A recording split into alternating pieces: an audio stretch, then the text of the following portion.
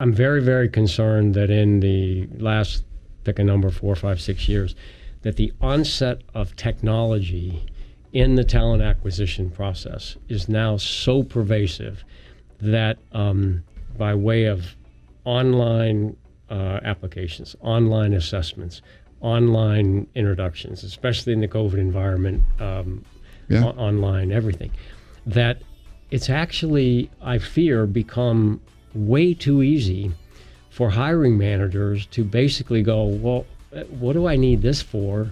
Because we have a computer-generated assessment of Brandon, and they filled out the questionnaire, and look, here's what it came back. It said that... By the way, people listening, he picked up his book. Like, why do we need these 4 questions? We can just the computer will just spit out. Yeah, exactly. So what I would fix is trying as hard as I can, because I don't want to be an old guy about technology. I get it. I love it. It has a lot of benefits.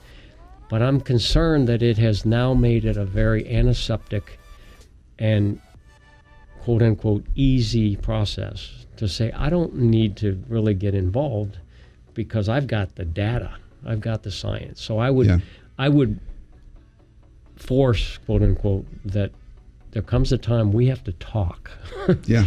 And so use the tools, but learn to talk, learn to be a student of human nature. I think that is so true. I'm going to use another analogy just because it came to mind for me. Hopefully this resonates with some people listening. I'm a big baseball nut. I love baseball. And one of the things that makes baseball an interesting sport, I think, is they're always trying to create new metrics to figure out a player's performance. Like they take a couple metrics and combine them, come up with a new one. Now it's exit velocity, how hard the ball comes off a person's bat, and they're trying to figure out. And then what they do is they put all that into a thing and they say, well, this person's worth this much. But they forget to see how do they play as a team member.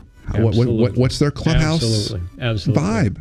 Absolutely. Is it all about them? How about in the clutch? Do they perform when there's it's the 9th inning and there's 2 outs and there's runners on base and they're down by a run? Absolutely. Or do they crumble? What happens in those situations? But the numbers don't tell that story. They don't really tell the character of the person. They just tell those particular numbers based on that particular event or series of things that were set up for that person. Just like any kind of assessment is flawed because it's based on the questions that are asked. Yep. So it's and so there's this school of thought even in baseball. It's like, do you go all the way in the metrics, or is it the old school scouts that are doing it based on their eye? And the answer is probably somewhere in the middle. But it's your point is saying, let's don't go so far down to the metrics where we're losing out on the character stuff. Right. That any, no matter how good AI will ever get, they're probably never going to get to a place where they can evaluate someone's character. Absolutely. And here's why your story is so pertinent. When in a hiring talent acquisition process, when things don't work out, right? Candidate and company, organization, part company, we always have, amazingly, 20/20 vision about why it didn't work.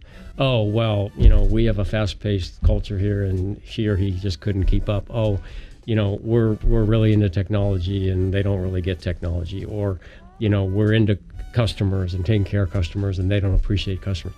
It's amazing that we have 20/20 hindsight when it's too late. When it's and look, I don't like train wrecks, and train wrecks are bad for candidates and employees. They're bad for companies. So your analogy, your story is a great one. If we can move that 20/20 vision as close as we can to the front, not to the back, then I just think it's a much better outcome for everybody.